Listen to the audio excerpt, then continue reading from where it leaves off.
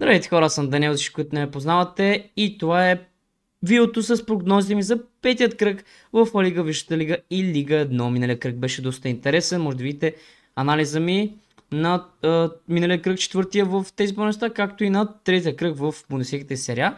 А сега мисля направо да започваме с Висшата лига. Не знам кога стана гласа малко от време на време, може да кажа, ще го кътвам, ще се опитвам да го кътвам. Но направо да започваме с интересната част, а имаме едно Висшата лига, където започваме с матча на Ливърпул и Евертън. Сега според мен тук Евертън няма да загубят, между другото може да ви изненадам, но според мен тук Евертън няма да загубят. Евертън играят много добре, имат един много силен Грилиш, който спечели наградата играч на месеца за август. И да, върна се добрата форма, което е много добре за отбора на Евертън. Така че да, смятам, че матчът ще завърши от порядъка на 1-1 или 2-1 за Евертън. Смятам, че тук вече Ливърпул ще се скъса косъма, на който се държаха всеки един матч до сега. Тъй като те миналия кръг буквално победиха Бърнли с дуспа баш накрая. Така че да, може да видите, както казах, анализът ми. Ето тук някъде може да ви излезе карта с анализа ми на четвъртия кръг в Висшата лига, La Liga и Лига 1. След това преминаваме към матча на Бърнли и Нотингъм Форест. Бърнли, които загубиха също Ливърпул. Но да. Този матч според мен Нотингъм ще си го вземат 2-0 бих казал. И двата отбора в момента не са в много добра форма. Но Нотингъм са една идея над Бърнли, така както аз гледам нещата, защото Нотингъм също, те все пак паднаха от Арсенал и така че да, тук паднаха от Уест Хем, но пък в миналите кръгове се бяха представили по-добре, бяха направили равен срещу Кристал Палас и също така бяха победили Брентфорд, които Брентфорд също са силни, така че да. Смятам, че Нотингъм ще си взема този матч 2-0. Така, след това продължаваме към матча на Брайтън, които ще се справят с Тотнъм. Този матч очаквам Тотнъм да си го вземат с резултат от 2-1. Не знам, просто гледайки миналите матчове, където Тотнъм победиха Уест Хем 3-0. Брайтън пък бяха победили Манчестър Сити в по-миналия кръг, което да, но пък сега в миналия кръг загубиха от Борнмут, което да, малко така, и затова казвам 2-1 за Тотнъм тук в този матч, съдейки по старите матчове. Продължаваме с матча на Уест Хем и Кристал Палас. Палас някакси усещам тук, че ще се вземат матча, като подозирам, че резултата ще е 2-1 или 3-1 в полза на Кристал Палас. Палас като цяло се представят горе-долу добре, направиха равен срещу Съндърленд. В по-миналия кръг направиха победа срещу Астън Вила, където беше доста силна. И да, като цяло Кристал Палас добре върват за в момента. Поддържат формата си от миналия сезон всъщност, когато спечелиха първият си значим трофей в историята си като цяло. След това продължава към матча на Увърхемптън срещу Лийдс Юнайтед. Тук си мисля, че Лийдс ще победят тънко 1-0. Увърхемптън са много зле в момента, нямат нито една точка и това си мисля, че ще продължи и след този кръг, така че да, ще има, може за по-нататък да се справят също някой отбор, който така да имат реални шансове. След това продължаваме към интересно дерби от този кръг, а именно матча на Манчестър Юнайтед и Челси.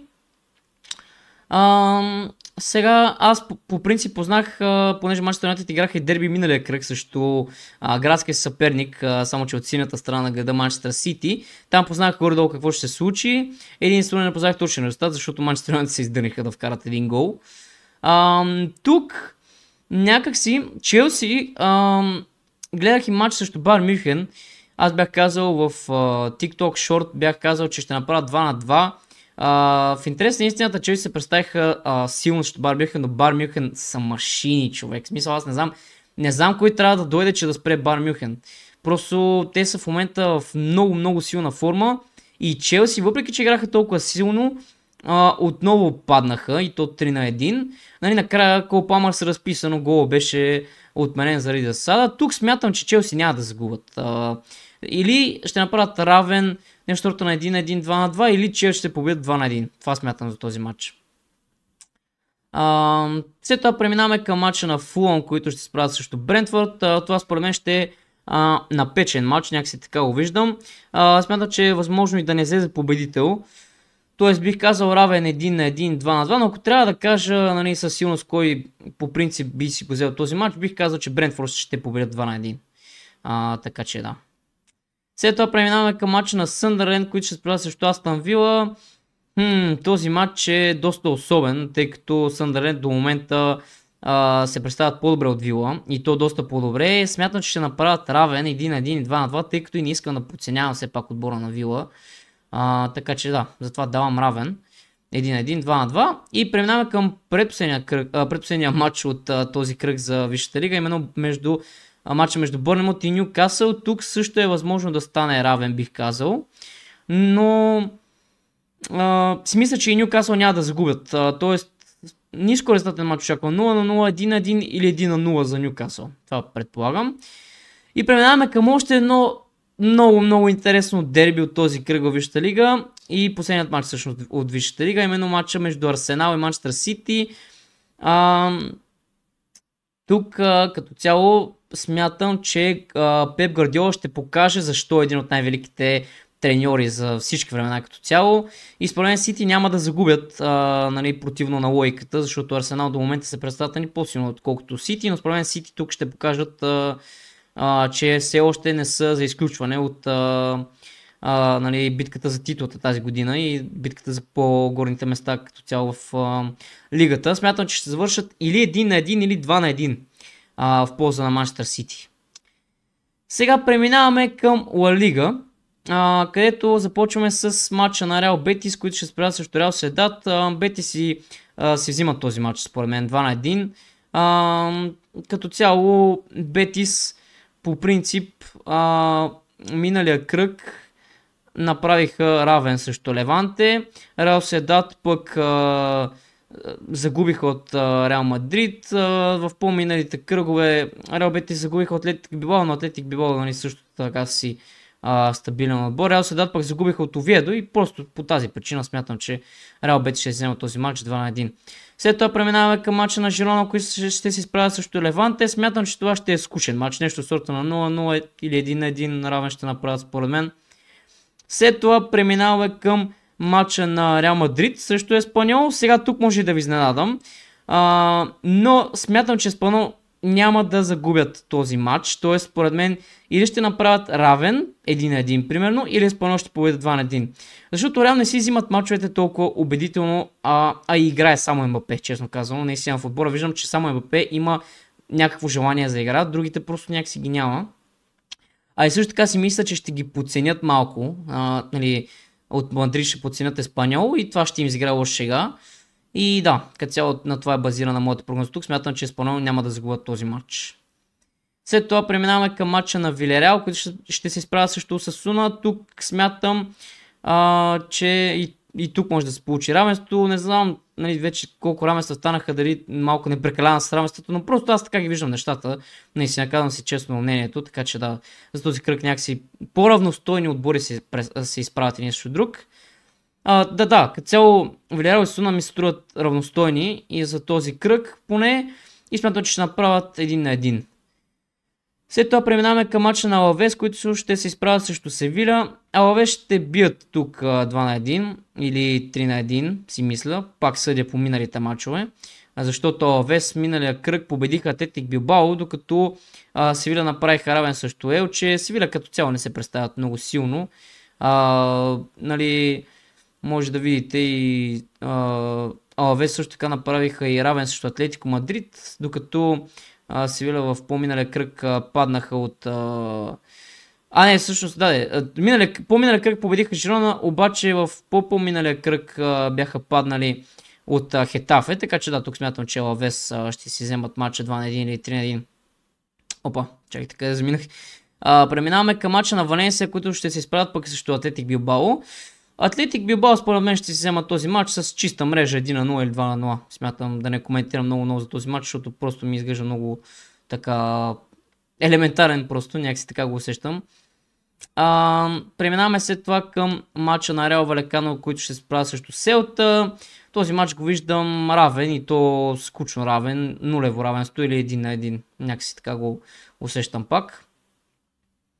Аз като цяло, ако не знам много нали, какво да кажа и за някой матч, просто го давам на интуиция и на усещане, защото като цяло по принцип интуицията ми рядко ме лъже и нали, естествено случва се пък и за такива неща много трудно по принцип да оцелиш, но просто се доверявам на интуицията си, затова примерно такива мачове, просто първото нещо, което ми идва, това е и си го казвам. След това преминаваме към матча на Майорка и Атлетико Мадрид, за момент заговорих за Креспо. Ето тук вече, ако Атлетико се издънят, не знам, в смисъл, просто не знам. Казвам 2-0 за Атлетико Мадрид тук, този матч. След това преминаваме към матча между Елче и Овиедо. Някакси и на този матч ми идва да кажа равен. И не знам, може би 0-0, 1-1. Това е. Смятам, че за този матч така ще бъде. Пак отново някакъв, може би ще е скучен. Може пък и да стане някакъв 3-3, примерно, не знам. Но аз така мисля, че е по-реалистично 0-0 или 1-1. След това преминаваме към последният матч от Ла Лига за този кръг. Той е матча на Барселона, които ще си справят срещу Хетафе. Ами тук смятам, че Барселона ще си взема този матч, дори без Ламин Ямал, който знаете, че е контузен. Той се е контузил дори срещу нас, нали, нашия матч, където играх срещу Испания. Смятам, че ще взема този матч дори без Ламин Ямал. Ще видим сега как ще се представят тази вечер, понеже е записвам това видео в четвъртък. Тази вечер ще игра срещу Нюкасъл, ще видим как ще се представят там. Но според мен този матч се го взима 3-1. И преминаваме към последната лига за това видео, а именно Лига 1, Френската Лига 1, където започваме с матча на Лион, които ще се справят срещу Анже. Според мен Лион си го взимат този матч без съмнение, 1-0 или 2-0. След това преминаваме към матча на Нант, които ще се справят срещу Рем. Този матч някакси усещам, че ще е напрегнат и драматичен, като Рем ще излязат победители накрая и с резултат може би 2-1, 3-2, нещо такова усещам. След това имаме матча на Брест и Ница. Ница като цяло според мен със сигурност ще взема този матч преспокойно. 2-0, 2-1 максимум. Айде ще дам все пак и може да се разпишат Брест, но да, според мен 2-0 или 2-1 ще стане този матч.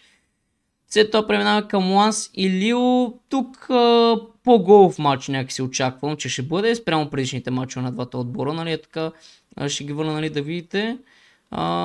Така да ги разгледате, примерно ако не сте ги видяли, може да си паузирате съответно ако искате и да ги разгледате, а може и да си отворите в Google, нали, сами да си ги видите. Така че предполагам, че стане по-голов матч, в който Лио ще излязат победители, 3-2 или 4-3 бих казал. Знаем, тук стават, нали, по-голови матчове. Така че е съвсем възможно. След това преминава към матча на Париж FC срещу Страсбург.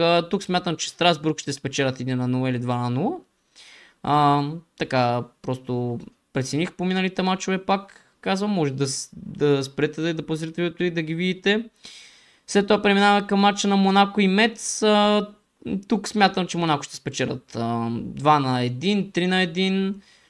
Мец се справят слабо за сега, равен направих срещу Анже, по-миналия кръг загубиха от Париж FC, по-миналия кръг загубиха от Лион, така че Мец се справят зле за в момента. И Монако се взима този матч 2-1 или 3-1. След това преминаваме към матча на Льове срещу Ориен. Това смятам, че ще е голово равенство между 3-3. И да, това е още за този матч. Няма много какво да коментирам, просто смятам, че ще се получи голово равенство. Пак съдя по миналите матчове. Ето пак, нали, така може да си ги паузирате и да ги видите. Това са всичките. Така и продължаваме вече към предпоследния матч за този кръг в Лига 1, който е матча на Оксер срещу Тулуза. Бих казал, че Тулуза ще взема този матч 3-1, така го виждам. Тулуза според мен се представят по-силно, доста по-силно отколкото Оксер. И сега стигаме до дербито на този кръг в Лига 1, а именно между френските гиганти Марсилия и ПСЖ. Според мен това ще се получи един страхотен матч от към игра. Смятам, разбира се, че ПСЖ най-вероятно ще за победители тук. С резултат 2-1 или 3-1. Нещо такова ми се върти в главата. И това е всичко за моите прогнози за петият кръг в тези първенства в Висшата лига, Лига 1 и Ла Лига. Всъщност, Висшата лига, Ла Лига и Лига 1, но да, каква поредност върват. Може би ще видите днес също така видеото, или може най-късно утре в петък, но по-рано ще го кача, разбира се, за да е преди мачовете да започнат. Прогнозите ми за Бундеслигата и серия.